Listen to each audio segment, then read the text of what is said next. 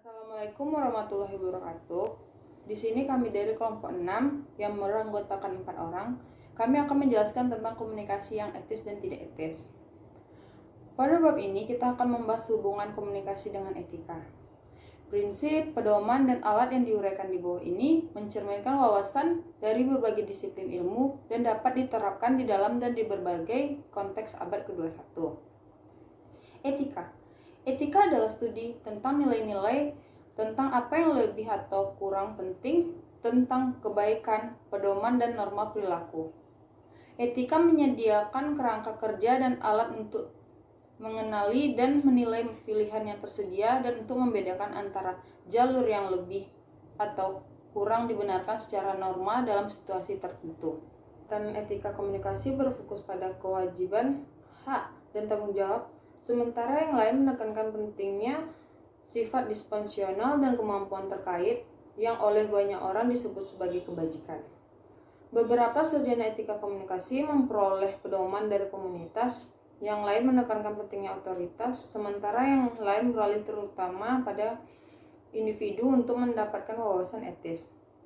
Beberapa perspektif tentang etika komunikasi berfokus pada narasi, sementara yang lain menampilkan alasan dan argumen, dan yang lainnya mengintegrasikan pendekatan pemahaman dan pengembalian keputusan. Beberapa ahli etika komunikasi lebih menekankan faktor situasional daripada yang lain. Tetapi semua pendekatan studi mengakui pentingnya konteks. Bab ini membahas elemen bersama dari berbagai kerangka kerja etika dan memperkenalkan sumber daya untuk mengenali dan secara bertanggung jawab menangani masalah etika di seluruh konteks. Yang berikutnya tentang kaitan historis antara komunikasi dan etis. Sepanjang sejarah, komunikasi tidak etis telah menjadi salah satu senjata yang paling berpotensi berbahaya bagi umat manusia. Dalam konteks antar pribadi, komunikasi memiliki kekuatan untuk melukai lebih dalam, merusak hubungan, dan menggagalkan perkembangan manusia yang sehat. Dalam konteks kelembagaan, komunikasi yang tidak etis telah digunakan untuk mendukung keserakahan dan korupsi, untuk mendukung tirani, dan sebaliknya untuk mendorong penindasan. Secara historis, komunikasi telah berperan dalam memicu dan membenarkan ketidakadilan ekonomi, kekerasan, perang, genosida, dan konflik antar suku. Pada saat yang sama, seni komunikasi berperan penting dalam pencarian kebenaran, kebijaksanaan, keadilan, dan perdamaian. Secara historis, komunikasi yang bertanggung jawab dan efektif telah memupuk hubungan cinta, kasih sayang, dan pengertian. Kekuatan komunikasi untuk menyakiti dan menyembuhkan, menekan dan menginspirasi, mengkhianati dan mengangkat, menindas dan menghibur, menipu dan mencerahkan, melukai dan memperbaiki adalah di antara hubungan langsung antara komunikasi dan etika. Halaman-halaman berikut akan mengungkapkan pentingnya etika untuk memenuhi komunikasi yang konstruktif, potensi sementara mengatasi berbagai tantangan yang terkait dengan upaya tersebut. Kunci komunikasi etis. Semua komunikasi antar pribadi, organisasi, kelompok kecil, di media, massa, politik, informasional, teknis, atau komersial, baik disampaikan secara lisan, elektronik, verbal atau nonverbal, visual, atau melalui media cetak, terjadi dalam suatu konteks, termasuk tujuan, sarana, dan kesempatan. Komunikasi etis membutuhkan pemahaman dan daya tanggap terhadap masing-masing dari 3 elemen kunci tersebut. Apa yang ingin dicapai seseorang melalui komunikasi atau tujuan, bagaimana seseorang memilih untuk berkomunikasi, cara, dan hasil dunia nyata, konsekuensi dari komunikasi adalah fitur yang sangat penting dari komunikasi etis. Selanjutnya, pilihan, hak pilihan moral, dan tanggung jawab. Etika komunikasi pertama dan paling utama adalah tentang pilihan. Sejauh individu atau kelompok memiliki pilihan yang tersedia dalam situasi tertentu. Hak pilihan moral berperan dengan hak pilihan moral kebebasan relatif untuk memilih jalan seseorang dalam situasi tertentu, datanglah tanggung jawab. Meskipun keadaan sering membatasi pilihan individu, Orang dewasa yang berinteraksi dengan orang lain biasanya memiliki setidaknya beberapa hak pilih moral. Dalam pengaturan komunikasi personal, misalnya pendekatan setiap individu dibentuk oleh tujuan, nilai, emosi, dan persepsi. Faktor struktural juga relevan. Orang sering menemukan diri mereka dalam keadaan yang ditentukan, setidaknya sebagian oleh struktur kekuasaan di luar kendali mereka. Struktur kelembagaan sangat relevan. Pertimbangkan misalnya mereka yang terletak di bagian bawah, atau hierarki yang perusahaan yang didefinisikan dengan jelas. Bahkan dalam keadaan yang tampaknya terbatas, keadaan hati dan pikiran seseorang sangat penting bagi kualitas, kemajuan dan etika interaksi seseorang. Individu dalam posisi seperti itu seringkali memiliki pilihan komunikatif yang jauh lebih luas daripada yang terlihat di permukaan. Ini berhubungan langsung dengan fitur kunci kedua dari agen di seluruh konteks komunikasi. Sementara tujuan komunikator, maksud atau tujuan komunikasi penting, demikian pula cara yang dipilih komunikator untuk digunakan. Pertimbangkan misalnya situasi di mana seseorang harus memutuskan bagaimana menanggapinya, kapan seseorang teman bertanya tentang penampilannya di konser malam sebelumnya.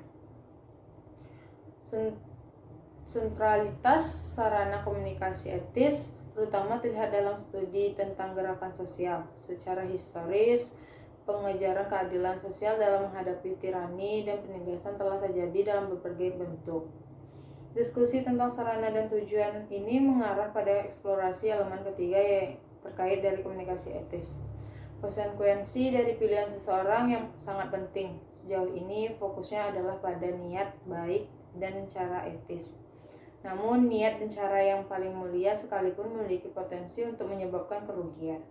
Pertimbangkan, misalnya kasus seseorang jurnalis yang berusaha mengungkap penyalahgunaan kekuasaan dan menggunakan cara yang benar untuk menyampaikan informasi. Setidaknya komunikasi lintas konteks membutuhkan perhatian setidaknya pada hal-hal berikut. Niat seseorang, cara digunakan memenuhi tujuan ini, dan kemungkinan konsekuensi dari pilihan seseorang. Bahkan dalam parameter ini, bagaimanapun membedakan jalur komunikasi etis yang kurang lebih seringkali sulit. Setiap rangkaian keadaan adalah unik, dan seringkali pilihan yang paling etis tidak langsung terlihat. Sejumlah sumber tersedia untuk mengatasi kesulitan ini.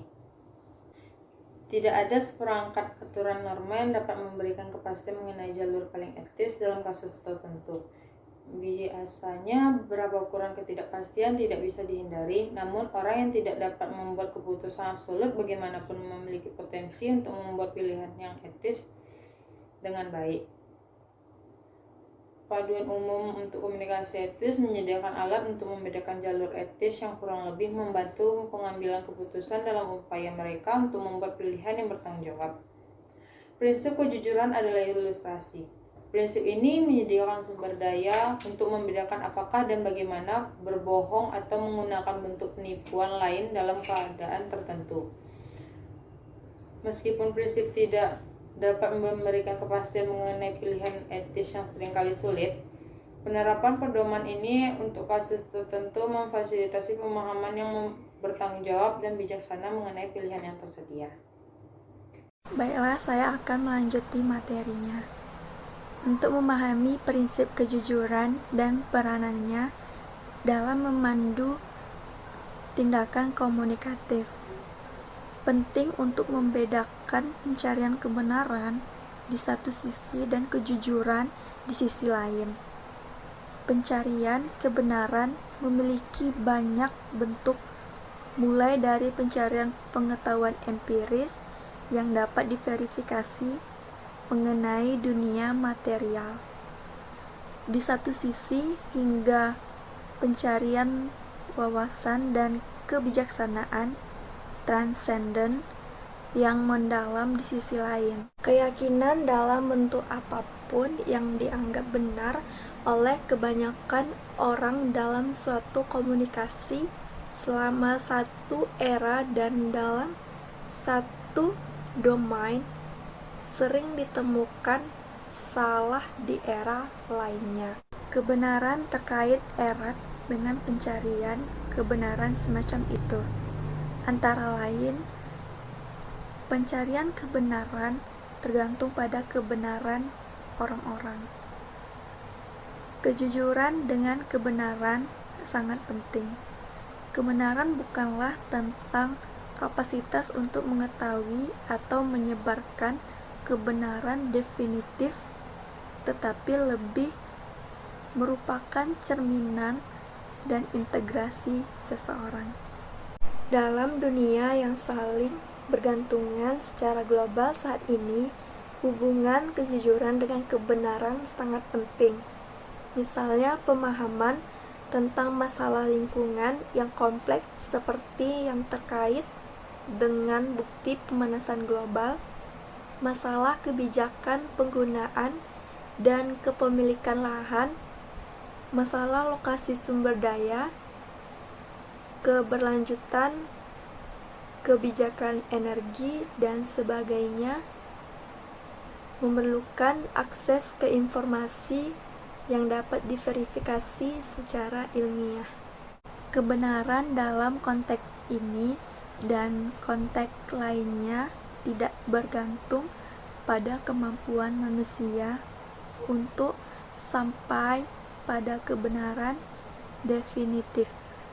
Sangat mungkin bahwa kritis bagi orang untuk jujur bahkan ketika mereka dihadapkan pada kemungkinan bahwa kepercayaan mereka suatu hari akan terbukti salah. Kasus sumpah palsu menggambarkan hal ini lebih jauh.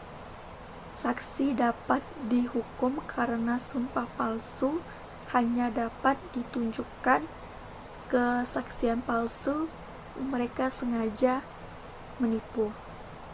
Ketika komunikator memilih untuk menipu, maka mereka akan berisiko membahayakan integritas sendirinya atau pribadinya.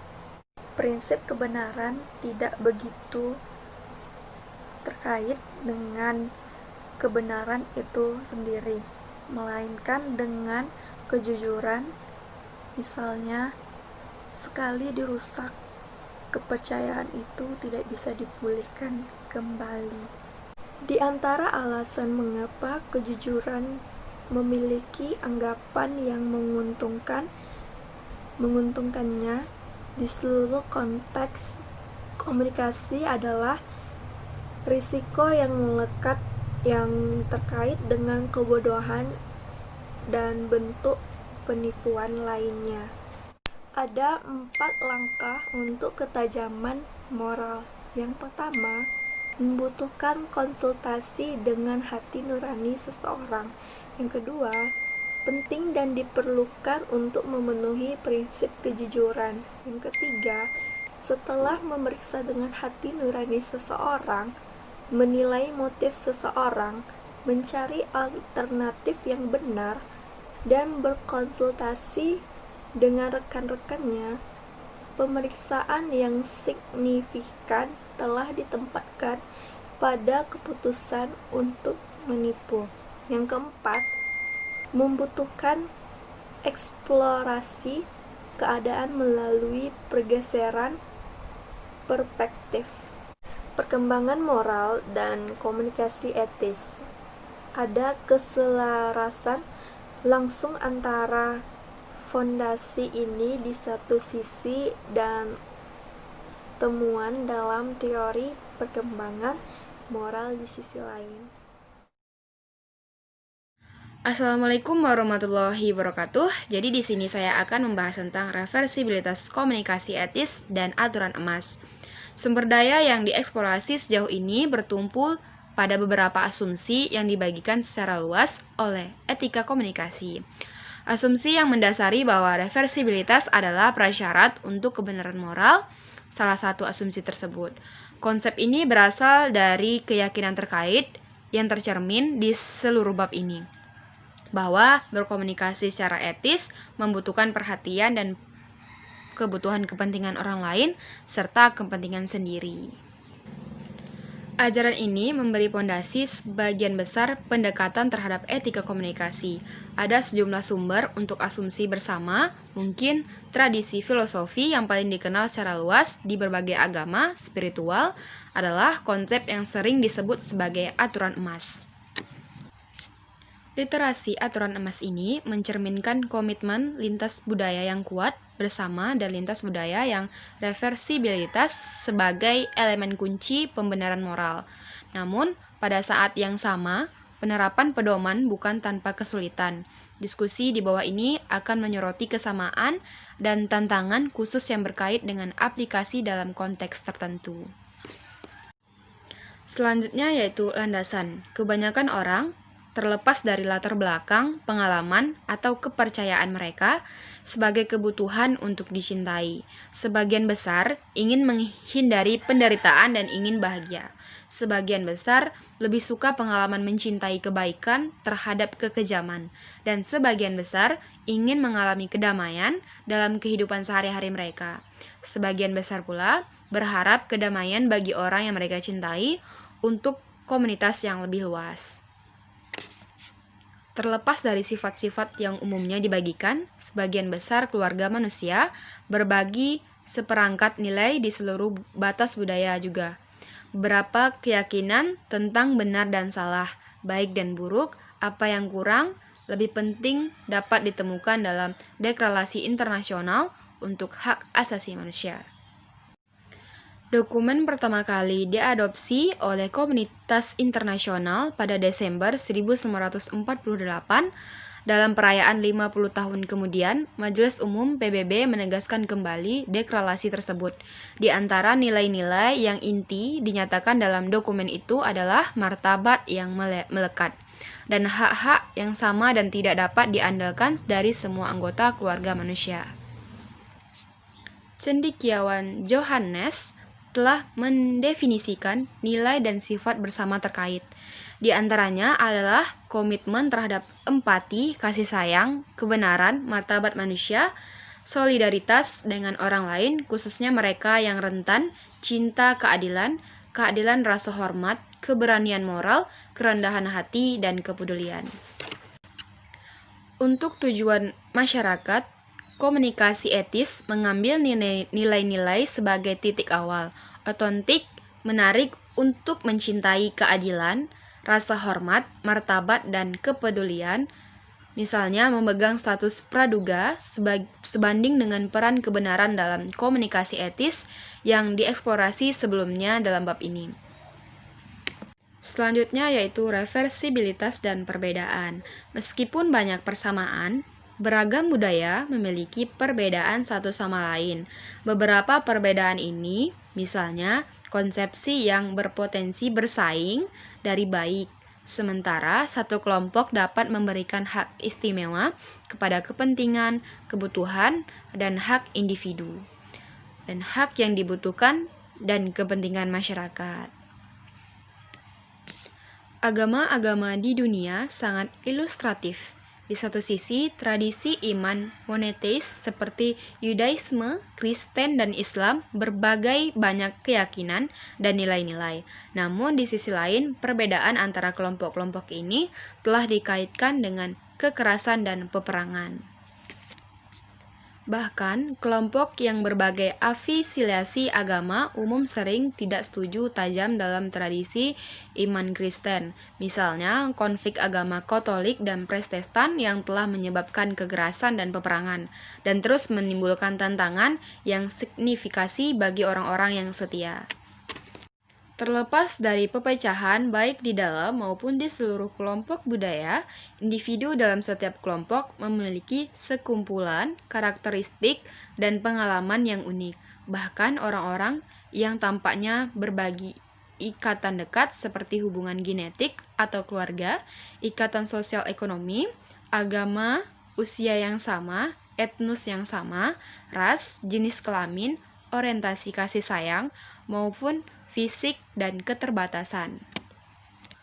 Dan banyak lagi, perbedaan ini membantu menginformasikan dan pengalaman hidup setiap orang yang pada gilirannya membantu membentuk lensa persepsi unik individu, dan nilai-nilai keyakinan, minat, dan kebutuhan terkait. Selanjutnya yaitu kebajikan dan keterampilan dialogis. Dialog berbeda dari bentuk komunikasi lain dalam responsif terhadap orang lain. Komunikasi di, ke, atau untuk orang lain, dialog ditandai dengan berkomunikasi dengan orang lain. Dialog yang etis dan efektif membutuhkan beberapa keterampilan. Di antara yang paling penting adalah kemampuan pendengar yang penuh perhatian. Komunikasi sering digagalkan oleh kecerendungan manusia yang menilai, menyalahkan, atau membela dalam menanggapi orang lain. Pola respon yang sempit ini membutuhkan defensif dan menghambat kemungkinan saling pengertian. Sebaliknya, seni mendengarkan secara non-defensif membuka kemungkinan untuk koneksi dialogis, mengembangkan kebiasaan mendengarkan untuk memahami kondisi asu untuk belajar dari orang lain, bermusyawarah dengan baik, bersama-sama, dan untuk membangun komunikasi. Setidaknya ada 3 kebajikan dialogis lainnya dan keterampilan terkait yang diperlukan untuk bertemu dengan yang lain dengan persyaratan sendiri, menjaga pikiran dan hati yang terbuka, berkepihakan seimbang, dan kesadaran kritis. Baiklah, saya akan melanjuti materinya. Seringkali kemauan dan kemampuan untuk mendekati komunikasi dengan pikiran dan hati yang terbuka dikacaukan dengan semacam kepasifan. Nah, objektivitas murni atau kurangnya hasrat untuk sudut pandang seseorang. Yang penting, bagaimanapun karakteristik ini tidak diwajibkan atau bahkan tidak membantu untuk dialog yang etis dan efektif. Kapasitas untuk membayangkan pengalaman dan kepekaan orang lain sangat penting untuk pengambilan keputusan yang etis. Nah, menurut Sheila Ben Habib pada tahun 1991 dan Martha Nussbaum pada tahun 1997, itu mereka adalah di antara banyak cendekiawan mempresentasikan diri sendiri banyak perspektif, lapisan makna dan sudut pandang yang merupakan rangkaian keadaan tertentu. Pengembangan imajinasi moral seseorang itu sebagaimana sering disebut kapasitas ini membutuhkan kemauan dan kemampuan untuk menantang perspektif egois seseorang. Singkatannya, komunikasi etis membutuhkan keragaman sifat disposisional dan kebajikan intelektual dan kebajikan dialogis terkait serta keterampilan. Sumber daya ini selalu penting, namun tantangan dan peluang khusus yang unik dalam konteks abad pada abad ke-21 membuat semuanya lebih menarik. Tantangan dan peluang abad 21. Belum pernah sebelumnya orang-orang dari latar belakang yang begitu beragam, yang mewakili kepentingan yang berbeda, nilai dan keyakinan yang berpotensi bersaing, dan cara-cara yang berbeda untuk mengetahui bertemu satu sama lain secara rutin. Orang-orang di seluruh dunia saat ini melintasi batas budaya sebagai hal yang biasa. Lebih dari 200 juta orang tinggal dan bekerja jauh dari rumah mereka, dekat dengan orang-orang dari latar belakang budaya yang beragam. Melalui internet dan teknologi komunikasi lainnya, cadangan informasi yang sangat besar dan perspektif yang sangat beragam dikirimkan kepada orang-orang dari latar belakang yang sangat beragam di seluruh dunia setiap hari. Keadaan ini memberikan janji yang tak tertandingi untuk pertumbuhan dan pencerahan bersama, berbagai ide dan pengalaman satu sama lain, memungkinkan orang untuk mempertanyakan asumsi mereka dan mencapai kesadaran yang lebih tinggi tentang masalah dari berbagai sudut pandang, memfasilitasi pergerakan perspektif di komunikasi etis, dan sebaliknya memperkaya kemungkinan pengambilan keputusan yang berasal dan adil. Dengan cara ini, komunikasi di dunia saat ini sangat menjanjikan untuk memenuhi potensi kreatif dan konstruktifnya. Namun, pada saat yang sama, banyak tantangan menghadang umat manusia di awal era baru ini, seperti yang ditujukan oleh Ellul, Jonas, dan lainnya. Teknologi cenderung menciptakan keharusan karena sendiri. Orang yang menggunakan teknologi komunikasi, misalnya, seringkali menyerah pada jenis instrumentisme, di mana efisiensi diistimewakan dengan mengorbankan hubungan, koneksi, martabat, kebebasan, dan nilai inti lainnya.